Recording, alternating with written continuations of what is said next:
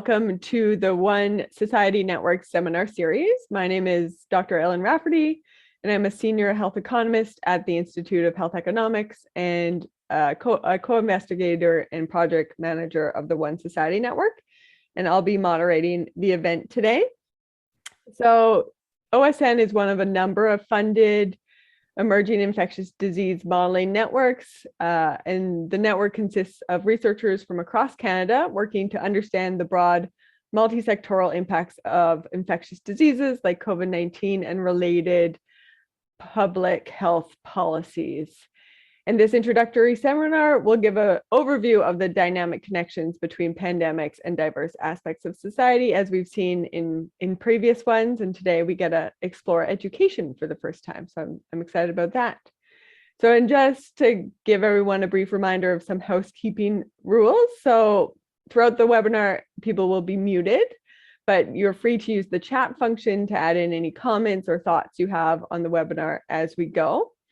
If you have any questions, and we hope you do, because we will have about 10 minutes at the end of the presentation for questions, please use the Q&A function, and that will help me stay on top of them and help me in moderating the event. And we'll save all questions for the end of the presentation when we can have a bit of a discussion.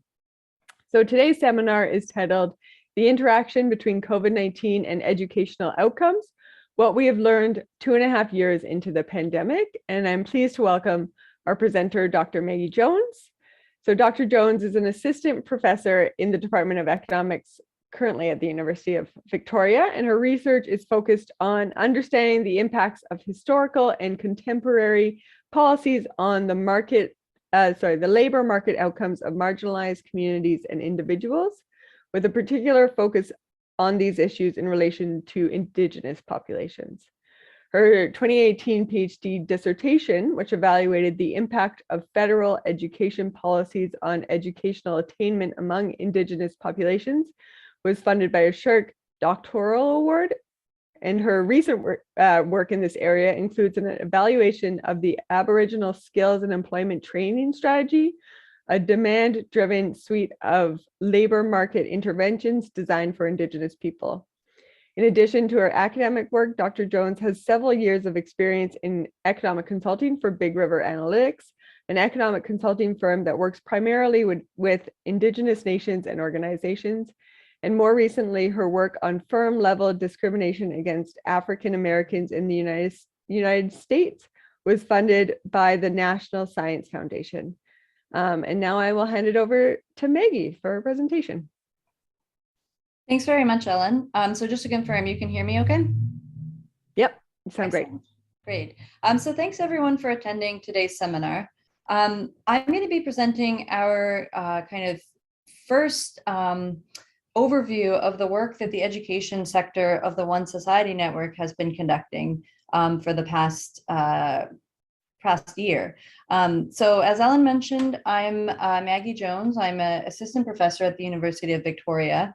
And this work is joint with Dr. Christopher Cotton, who is a professor of economics at Queen's University. And we also have on our research team a fabulous MA student from the University of Victoria, Harini Kapali. And Harini has put in long hours helping to put together a lot of the background research that went into today's discussion.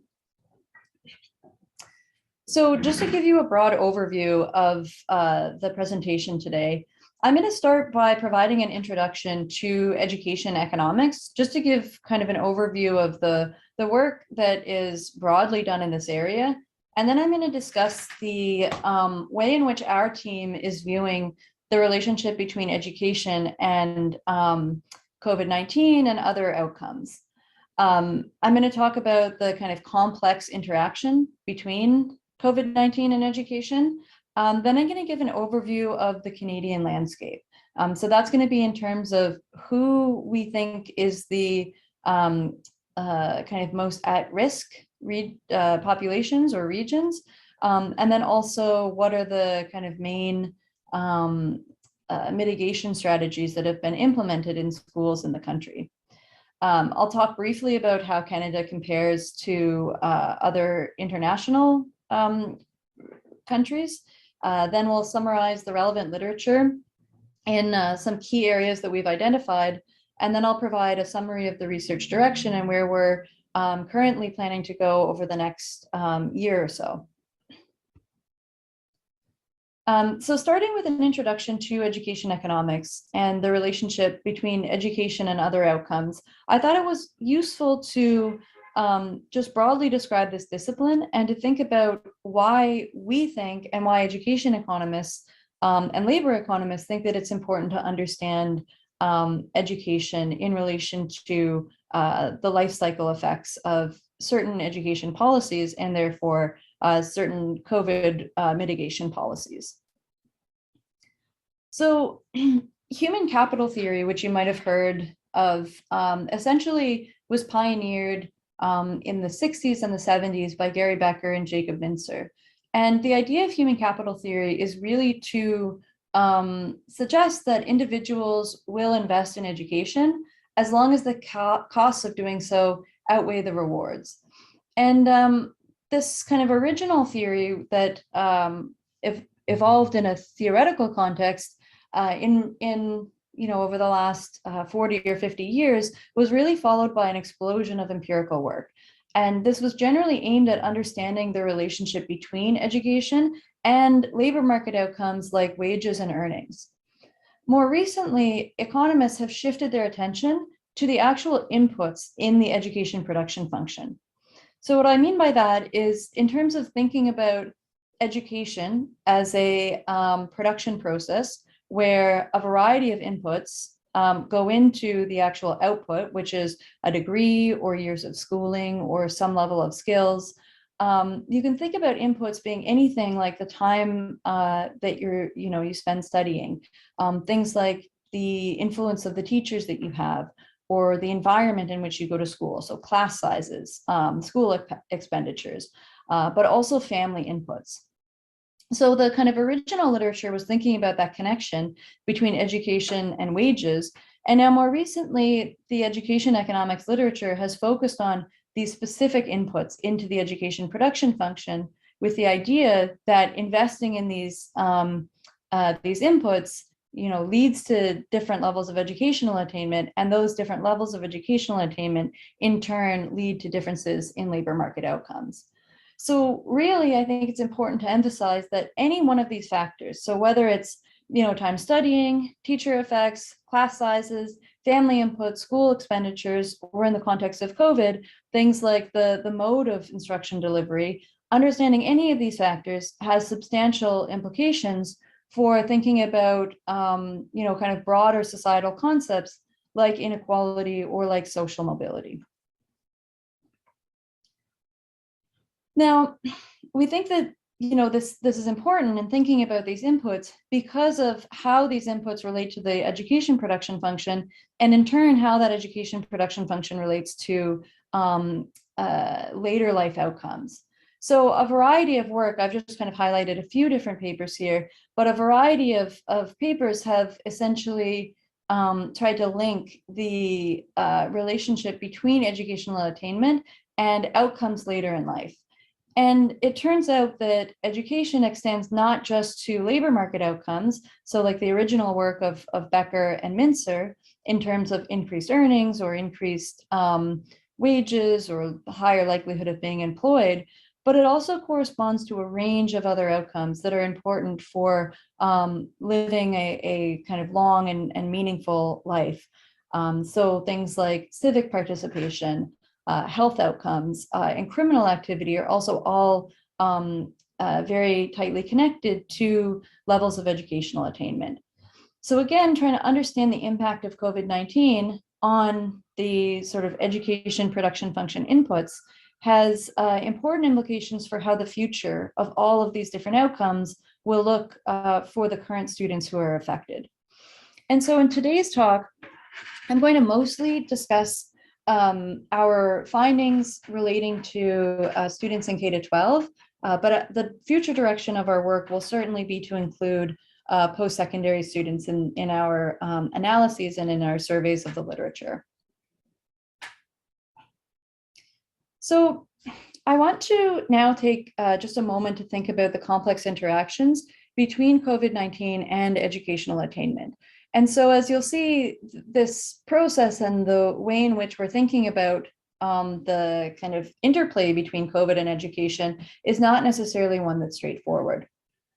So we have in mind kind of four factors. So we have the actual presence of the virus, COVID-19. We have education. So this is, schools and the behaviors of students and teachers. And we have society and the various behaviors of society, the various, actions that society has taken in response to COVID, and just the kind of general functioning of society. And then finally, we have policy. And we assume that policy could be directed towards educational attainment or other factors in society. And so these complex interactions are going to lead to a number of different questions that all kind of have an interrelated relationship. And so I just want to kind of briefly overview that and then give you a sense of some of the questions that we're going to be trying to think about as we move forward in our work. So in terms of the relationship specifically between education or schools and COVID-19, there's a couple of, it's kind of a two-way street here. So first you have, what are the effects of COVID-19 on educational attainment? But then also you could imagine that schools impact the spread of COVID-19. And so those two kind of nodes in our map here have like a multi-directional questions and multi-directional implications. Next, we might want to ask kind of a similar set of questions for the interplay between COVID-19 and society. So specifically, how do the decisions and behaviors of society impact the spread of COVID-19? But then how does COVID-19 influence the decisions and behaviors of society? So again, these questions are kind of two-sided. In terms of policies, we're interested in understanding the impacts of COVID-related school policies on educational outcomes.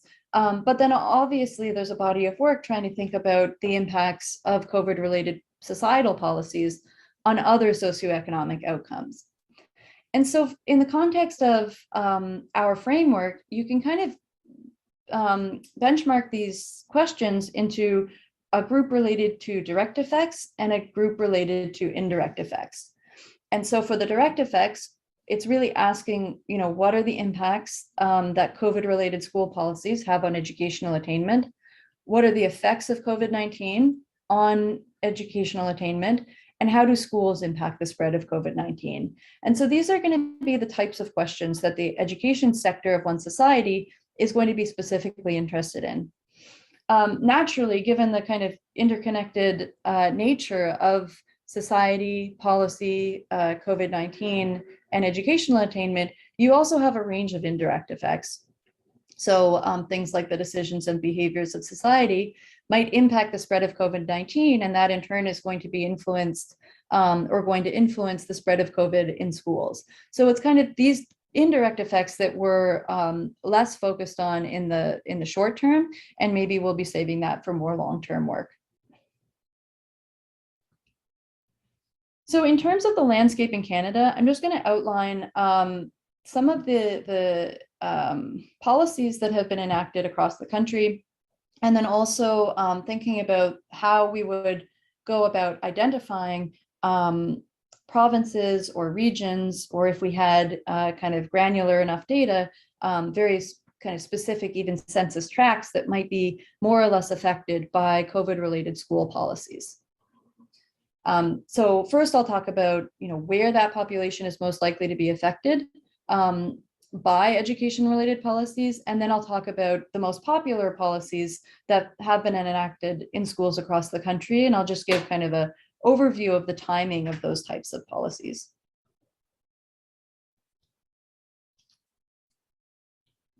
So in order to think about who and what regions are kind of most likely to be impacted by school-related policies, we need to understand where it is that our school-aged population resides.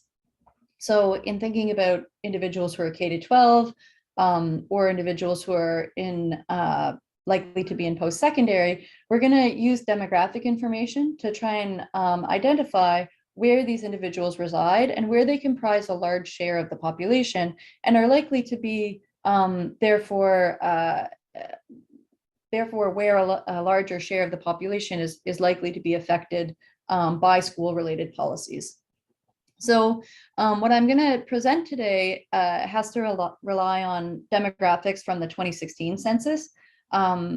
Unfortunately, for my presentation today, the 2021 census has not released the age-related demographics yet, but I believe that is coming in 5 to 6 days. So stay tuned for kind of more accurate results on this front. But for now, what we're going to do is we're going to think about individuals who in 2016 were between the ages of 1 and 13, and therefore in 2020 would have been in schooling age. So this is about 5 million individuals across the country. We have a relatively even split between men and women. Granted, it is true that some populations are growing faster than others. So for example, Indigenous populations tend to be growing faster than non-Indigenous populations, and therefore there may be a disproportionate number of Indigenous students in Canada affected by school-related policies.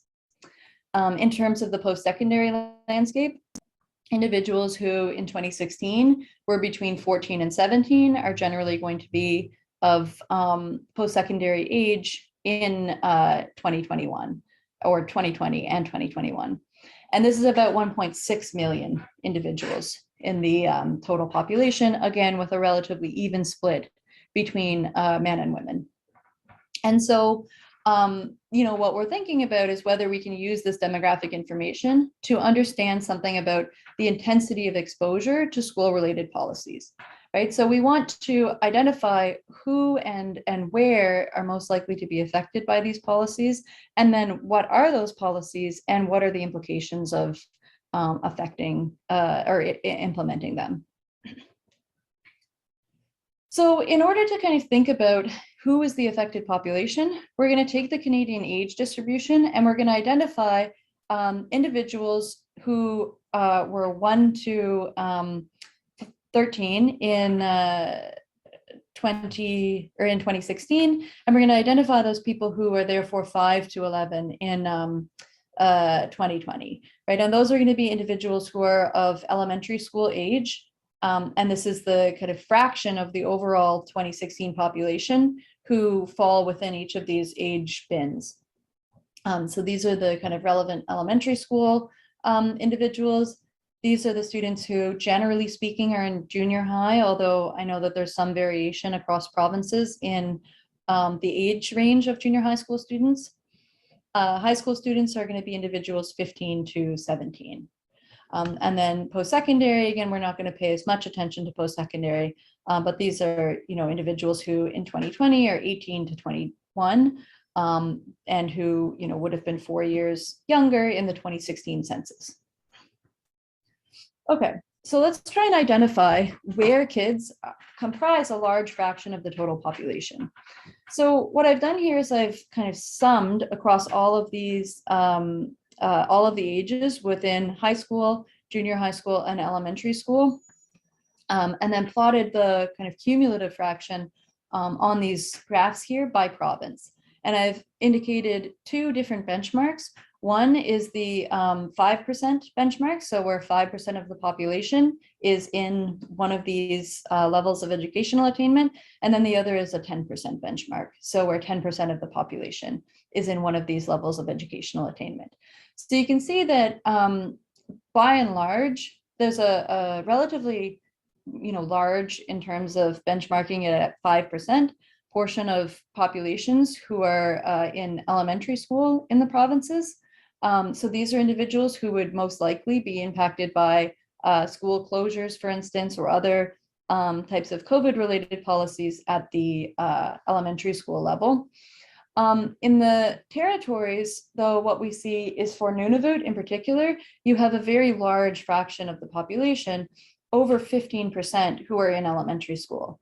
So that would identify Nunavut, for instance, as relatively high risk to be affected by many of these school-related policies.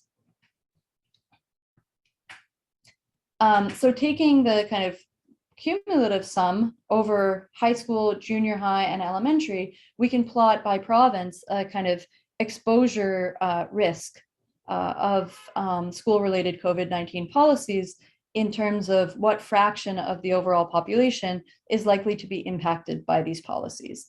And so depending on the demographics of each province and territory, some are going to be disproportionately affected by school-related policies, and some are going to be less proportionately affected. Generally speaking, the older demographic composition in the Atlantic provinces and in British Columbia mean that they're kind of, as a fraction of the total population, less exposed. But a very young demographic in Nunavut means that they're highly susceptible to any changes in these kind of school-related COVID policies. In terms of the actual policies themselves, generally speaking, the provinces have enacted two kind of broad school-related COVID mitigation measures. Each of these measures have been, highly controversial in their own ways, and in many respects, the provinces have implemented these policies with varying degrees of intensity. So the first policy are school closures. Again, there's different degrees to which schools can close, and I will go over those briefly in a moment. And then the second kind of mitigation strategy has to do with mask mandates. And these mask mandates have also occurred to varying degrees across different provinces and across different episodes within the pandemic. So in terms of the first school-related COVID mitigation strategy, school closures have been one of the really important tools that we've used as a society to try and mitigate the impact of COVID-19 and the impact of COVID on our students. These closures can be ranked generally by how restrictive they are.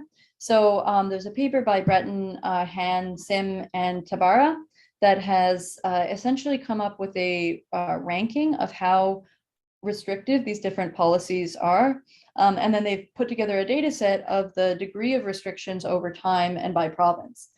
And so just according to their classification, we can think of sort of 4 levels of school functioning. So in the first level, all physical buildings are open and all learning is in person.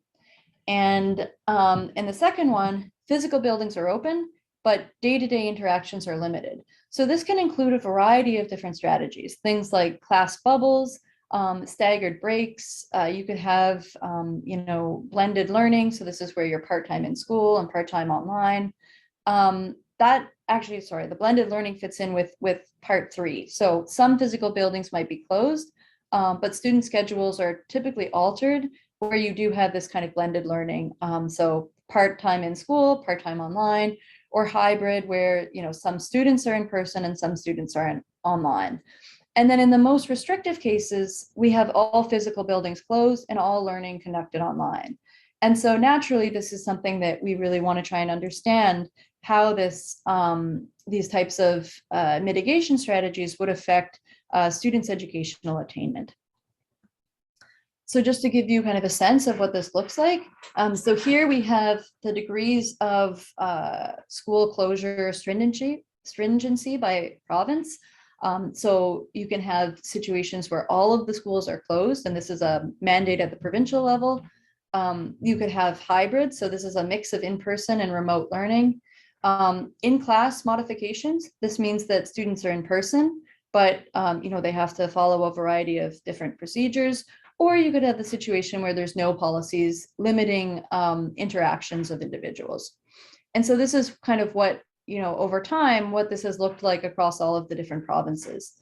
So right at the beginning of the pandemic, when we think back to the beginning, towards the end of March of 2020, virtually every province, and actually not virtually, in fact, every province had enacted a school closure policy.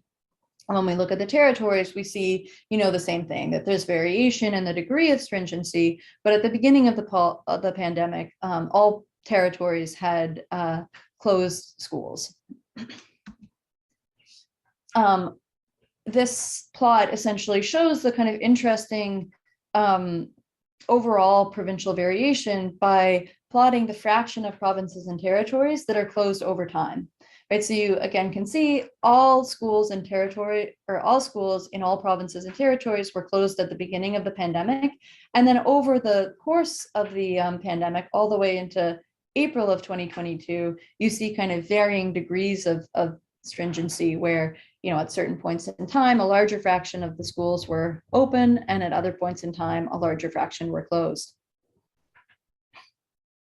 This is a map from the Ontario Science Table, which essentially shows the duration of province-wide school closures. So you can see in Ontario, for example, they closed for 19 weeks, whereas in British Columbia and Quebec, they closed for 9 weeks, right? And so understanding the impact of these school closures is going to have differing effects depending on how long the provinces close schools for, and then also the degree to which individuals are exposed, or provinces are exposed, in the sense that a large fraction of their students are of schooling age.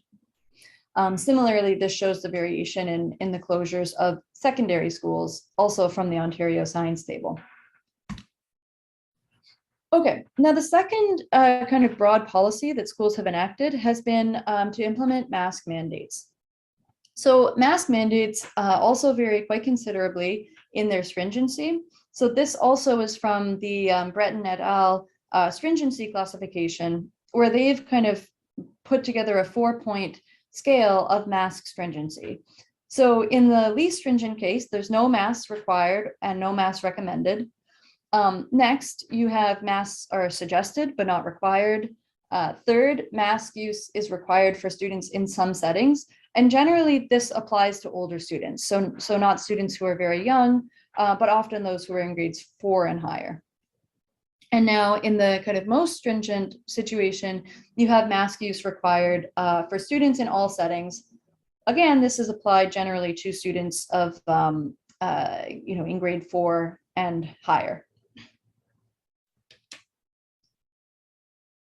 So we can do a similar exercise where we try and understand across provinces, what is that variation in mask stringency?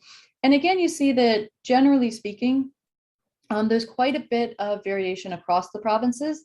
And you also see that in the case with the territories. Now, looking at the fraction of provinces and territories with school mask mandates, you can see that throughout the course of the pandemic, this did increase.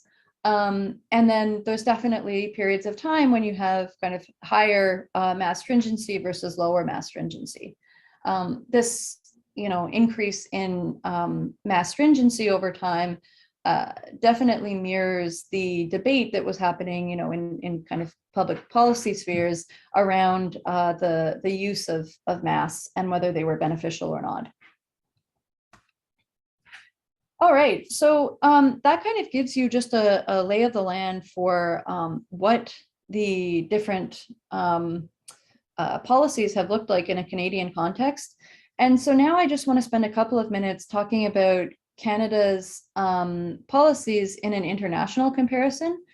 So I have here on the right this New York Times article that was essentially talking about how Canada was prioritizing keeping schools open in the second lockdown, whereas in other places, generally in the United States and New York and other larger American cities, school districts were essentially closing down at the expense of other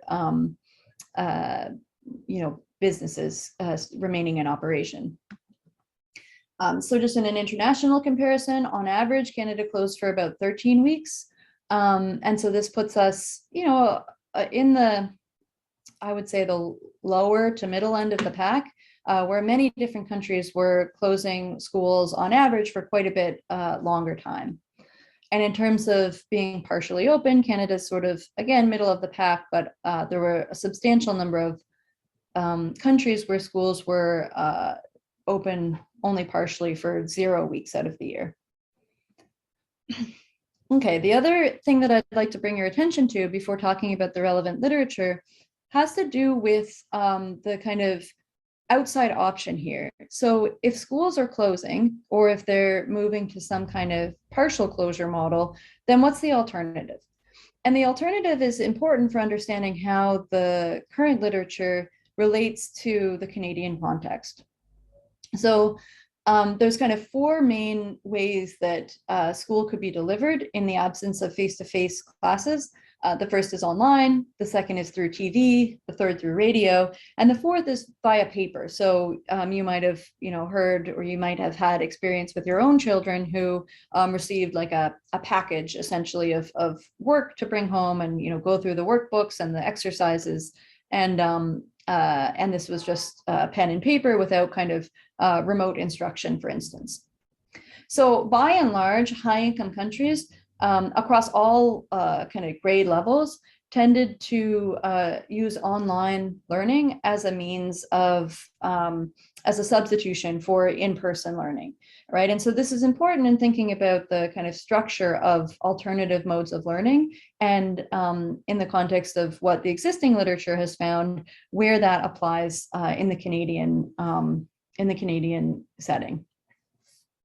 So with that in mind, I'm just going to summarize some of the work that that we've highlighted as being particularly relevant for thinking about COVID-19 in an educational setting.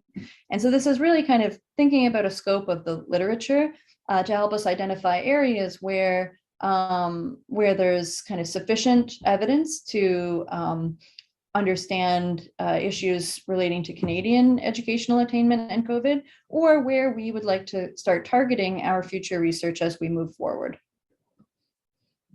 So we conducted the scoping review of the relevant economics literature, looking at the relationship between COVID-19 and educational attainment. And as I mentioned at the beginning of the talk, this is not it's not a trivial relationship, right? There's a lot of different factors that are combining to have predictions about the impact of COVID on education, and then education on COVID, and so we were really trying to think broadly about the impacts of COVID in educational settings. So we focused our analysis on NBER working papers, which had come out, which are released every single week, and have a wide range of papers that have, in the last 2 years, really exploded with papers relating to COVID. The Canadian Public Policy Journal has published special editions relating to COVID. Canadian Journal of Economics, Journal of Public Economics also has a COVID edition, and then there's a new working paper series, COVID Economics. We also looked to the historic literature to try and understand some of the work that has been done looking at other flu pandemics. So in particular, the 1918 influenza pandemic, but then other types of pandemics. So in total, we identified 227 articles. 129 of them were directly relevant to thinking about the relationship between COVID and educational attainment. And we classified them into 7 kind of broad topics.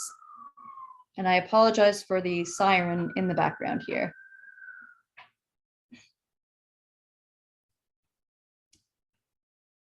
Okay. Okay, so in terms of the topics here, so we have the impact of school and college closures on educational attainment, learning loss, labor market outcomes, and inequality. And so this was by far the kind of largest number of papers that people have been, writing in the economics literature in this area. The kind of, I guess, least number of papers that we found have to do with the importance of K-12 schooling in the overall COVID-19 pandemic strategy. And this is something that I think is fundamentally important. And so I'm going to highlight at the end of this talk the paper that speaks to this issue, because it's something that we really have to consider, and it's something that, as clearly in relation to the other COVID and education papers, has been understudied. Okay, so just to summarize, and if people are interested in the actual papers that went into to kind of putting together this literature review, I'm happy to provide a bibliography at the end. If anybody wants that, I can email that to you. So the first kind of broad topic that we looked at was the impact of school closures. So this had literature at both the K-12 and the college level. And the vast majority of papers found negative effects, right? So when schools close, there's some work that has suggested that students' weight increased because they're less active. Mothers' anxiety increased. There were learning losses, lower test scores, lower parental perception of children's progress. So parents thought that their children were progressing less quickly. Higher levels of loneliness and anxiety, and evidence on the kind of positive side, evidence of reductions in bullying, right? So potentially pointing to the need to implement strategies that better address bullying in the in-person setting.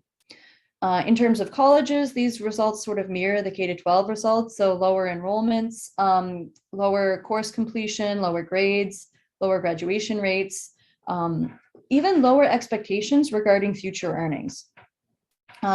There's evidence of increased emotional suffering and some evidence of new routines and activities, which is one of the, I guess, kind of only positive results that the literature has pointed to. So generally, negative effects across the board. And it's important to point out that these negative effects were particularly strong for people in marginalized groups. So those who belong to lower socioeconomic status groups, a lot of the literature in the United States focusing on these effects being large for Hispanic and Black populations. Effects were strong for younger students. So those who really need the in-person instruction, for larger for men. And so if there's anyone in the economics of education literature in the audience, you'll know that at the K-12 level, girls generally are outperforming boys. So the fact that men suffered is, kind of more evidence that these negative effects are manifesting themselves in groups where they're already at a learning disadvantage. And then the other thing that the literature has pointed to is that these effects have been particularly prominent in math classes. So students are falling behind in math, and this has important implications for their later life outcomes. So that's something, again, that a lot of the papers have pointed to, is that these closures, they have direct effects on educational attainment, but they might also have these effects on lifetime earnings. And that, if enough people suffer from lower lifetime earnings, that will have the effect of reducing GDP, right? So these are things that are really important for us to think about in aggregate when we're thinking about the effects on the economy. Now, one of the reasons for these negative effects of school closures, the literature has identified as being a result of remote learning. So this has been, a body of work that has looked at the impact of remote learning during the pandemic, but there's also a body of work that looks at the impact of remote learning just in general. And so in-person instruction has been found to lead to better outcomes across a range of different dimensions. So typically in-person instruction leads to better grades, a lower propensity to withdraw, a higher propensity to pass, and then better progression in college. Like the school closure literature, these effects tend to differ depending on background characteristics. So also highlighting the need for any work to address kind of heterogeneity in people's demographic characteristics. So students from kind of lower ability or who are of lower ability tend to experience worse effects when switching to remote learning. Those students who are at risk, Hispanic and other minority students. And again, there's evidence that men were affected more drastically by these remote learning policies. Okay, now on the flip side, what we have is how does the school closure policies, or how do the school mitigation policies in turn lead to COVID-19 spread, right? And so this is kind of switching the order of the question that we're asking. So the idea here is that school closures might help reduce COVID spread. Once you have a reduction in COVID spread, you might see a school opening. School openings might have the consequence that they increase COVID spread, and then that leads to school closures. So there's kind of this cyclical process, and it's important to understand the dynamics at play here. So the kind of general consensus of the work in this area is that schools can contribute to community spread, but under the right conditions. So what I mean by that is in places without mask mandates, generally, so in the United States, people have found that counties that are of lower income typically see rises in COVID-19 following school closures or school reopenings, sorry. If there's already a high level of community spread and you open a school, that can further exacerbate the spread of COVID-19. And then it also depends on adult behavior in the region. So if adults start interacting more, then you kind of have these spillover effects of school openings. Now, what can we take from the economic history literature? So there's an important role of looking back in history and at past pandemics and thinking about their lessons for our current policies in response to COVID-19, but it's important to keep into consideration or to take into consideration the limitations of this kind of study. So historical studies, they do have the advantage of being able to trace out a kind of longer run impact. So some work on England's foot and mouth disease school closures in the 2000s said that these closures immediately reduced educational attainment, especially in math. But these effects tend to fade over time, right? So some evidence that these educational impacts can be short-lived. And so potentially the policies that we implement now can help mitigate the kind of long-run impacts of school closures. Evidence on the 1916 polio epidemic suggests that the school closures during this episode led to reductions in educational attainment that persisted among cohorts affected and can be seen into the 1940 census. So this is some evidence that actually there could be persistent impacts of school closures. For the 1918 influenza pandemic, the evidence is more limited that school closures actually led to lasting negative effects. So the historical literature has painted kind of a range of possible scenarios, and it's important to take into consideration the fact that there's probably limits to how applicable these settings are to our current schooling environment. So for example, in 1918, we didn't have remote learning as an option for school closures.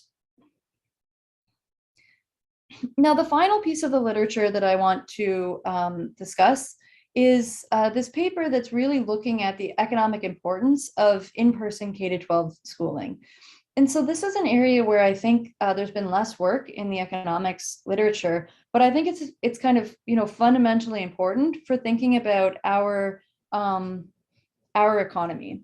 So this paper is by David Green et al. It was published in 2020 in the Canadian Public Policy, and it's really looking at the kind of secondary effects of K-12 schooling in the sense that it provides for childcare for parents who are in the labor force. And so the idea of this paper is that if you eliminate in-person schooling, there will be immediate labor market effects through the impact on parents' allocation of time, right? And so as a consequence of their allocation of time, if they're allocating time away from the labor market and towards childcare, this is going to lead to a reduction in income. And so if we want to think about the impact of COVID-19, and in particular the education sector on GDP, well, we need to take into account the fact that COVID-19 or that K-12 education is also providing this kind of childcare that allows every sector of the economy to flourish, because it's allowing people to make that trade-off between childcare and labor supply. And so the kind of conclusion of this work was that the K-12 education system is crucial for enabling parents to work. The direct effect of school closures on GDP is approximately 2.5%. This is in a Canadian context. But the indirect effect, where we take into consideration the effect of school closures, not just on the sectoral contribution to GDP, but in terms of the contribution that it plays in providing childcare for people who are contributing to every other sector of the economy, would lead to a 5 to 8.9% loss of GDP. So what I want to do now is just to conclude by letting you know where this team is going in the kind of future of this research. So first and foremost, we're looking to hire a postdoctoral scholar who will join the research team likely this summer, and then we'll start conducting some analyses that are specifically targeting Canada and trying to kind of fill the research voids that we've identified here. So this Canadian research agenda, we hope, will prioritize work that uses high quality administrative data. So the Ministry of Education out of British Columbia has very good quality admin data on K-12 students. This is available in the research data centers. So this is kind of the gold standard for being able to work with education data and having data available to researchers. We'd like to identify whether there are other provincial data sources. This would, being able to combine administrative data across provinces would essentially allow us to incorporate the kind of provincial variation in COVID-related or school-related COVID policies. And so this would be kind of a step in the right direction at trying to understand how these different policies affect educational attainment, and then being able to make projections for their impact on the broader labor market down the road. A couple of areas that I believe are currently missing from the economics literature. So we didn't really uncover much at all on the impact of masks on educational outcomes. This was surprising to us because this is, an area where this is kind of one of the leading policies that has been implemented across the country. So it could be that we're just not looking in the right disciplines. Maybe the medical literature has written extensively on this. So that's something to investigate in the future. And then we didn't really come across much that related the kind of impacts of COVID-19 and of school policies on Indigenous students. So the BC Ministry of Education has some work that has suggested that Indigenous students disproportionately shifted to non-traditional forms of schooling. So kind of understanding those impacts, I think, are paramount for understanding the kind of broadest implications of the school-related COVID mitigation policies. So I think I'm right on time with about 10 minutes left, and I'm looking forward to any questions or feedback that you have. So thank you for your attention. Thanks so much, Maggie. Yeah, so I think we can go right to questions. We have a few already coming in, but please feel free to add any more that come to mind as we start the discussion. So the first question, just a couple questions. So did you find that the school closures generally followed the pandemic waves in the different provinces, or were they a bit more separate? I think they generally did. So I haven't actually tested that using the data. That is one thing that I was thinking would be great to actually combine the COVID data and look at like the impact of school closures on the spread of COVID-19, especially by age group. Just by looking at the trends, it looks like the schools closed when COVID waves were getting bad, but I haven't kind of formally tested that. Yeah, and that kind of relates to the other question, which had to do with how COVID spread in the different educational environments, if you saw anything. I know this wasn't really the focus of your research because you're mainly focused on the economics, but if it was different in elementary versus high schools, based on those age groups. Yeah, I actually don't know the answer to that off the top of my head. That's something that once we put together the age specific COVID data, we'll be able to answer that a little bit more rigorously. All right, so stay tuned. Okay, so the other question, and this is from Eric, he said, really interesting, Maggie, thanks for this presentation. In your first slide on school closure effects from the literature, separated into K-12 and colleges, did you get a sense from the papers that these factors are considered to be more associations, or were they able to prove full causality? So there were both types of studies. Some of the studies were more kind of correlational, looking at, did our educational outcomes lower this year than they were last year, kind of thing, or like lower in 2020 compared to 2019. And that taking that as evidence that the school closures likely impacted learning. But then you also have a wide range of papers that have tried to really kind of hone in on the causal interpretation. And so I think that in both circumstances, they uncovered quite substantial negative effects of school closures for both K-12 and for colleges.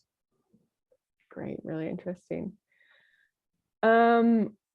So I have a question. So, I mean, I know Canada really has employed school closures and mask mandates, but I know other places have done other considerations. I mean, I guess maybe you included class size changes under school closures, but things like class size changes or like improving ventilation or vaccine clinics within schools.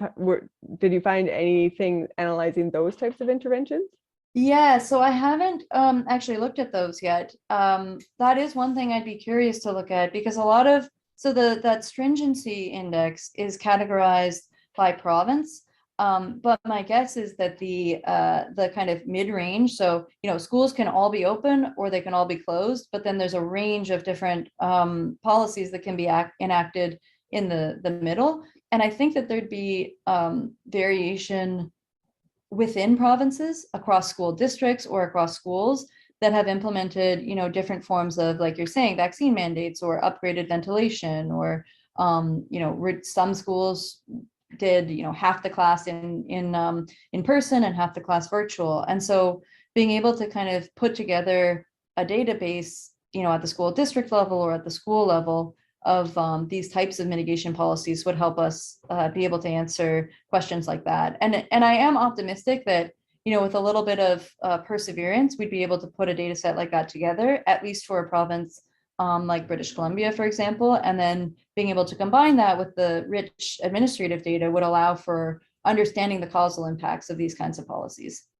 Yeah, really interesting, especially because, it's probably going to be a consideration moving forward with COVID among us for the foreseeable future. I know for the presentation we had from the macroeconomic side, the kind of the fluctuating of closures versus not closures had quite a big impact. I didn't know if there's any studies that looked at that for schools, if going online and then offline at a kind of rapid pace was worse or better than having a consistent approach, even if that does mean at home learning. Yeah, so that's also a great question. I don't recall coming across any of the papers that actually looked at the number of closures, say, even if for the duration wasn't as long. But that's certainly something that our team could try and look at as well. I feel like you're helping really build the research agenda. Just there might be something to be said on that point, just from looking at the existing literature on the timing of school vacations and school breaks, summer vacation versus spreading that out, yeah. So there might be something we can say without actually analyzing around this. So I think that's a really interesting question. Thanks, Ellen. No problem. So I don't see any more questions currently, oh, wait.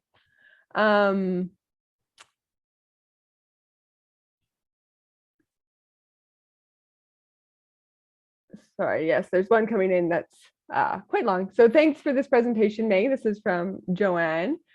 She has no idea where the data could be sourced, but one thing that we are already seeing in some sectors is the lack of practical training. For example, third-year science students who have not yet been in the laboratory, held a pipette, or learned certain safe behaviors. So employers are observing the challenges, and it could take time to bring students up to speed in ways that are kind of new to them. Is this something you'd considered? Yeah, that's I'm just going to read that question again. So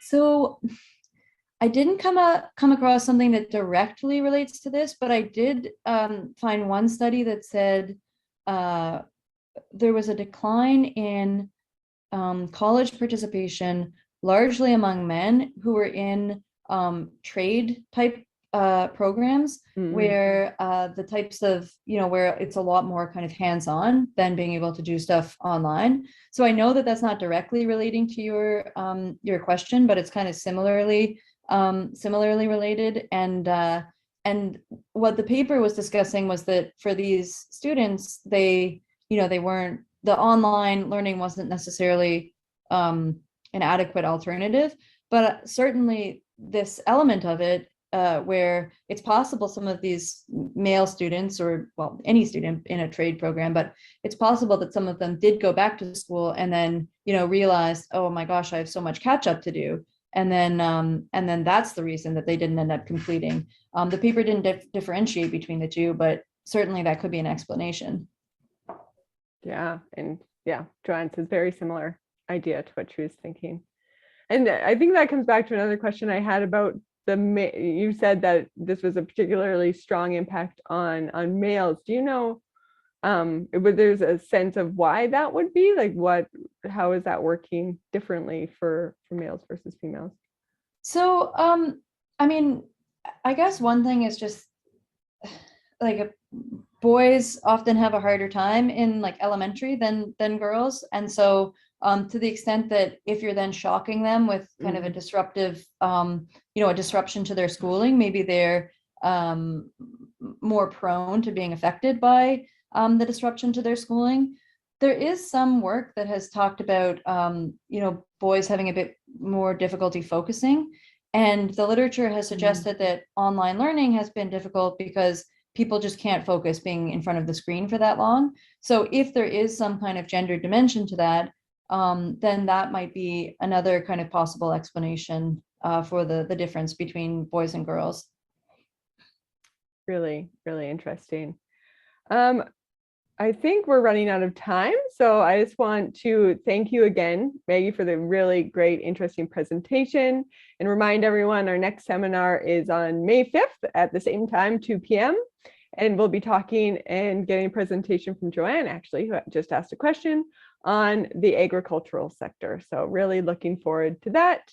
And we'll throw our website into the chat in case anybody was looking to collaborate or needs to follow up with us about this presentation, and we can send you Maggie's information. So thanks again, everyone, and looking forward to seeing you next time.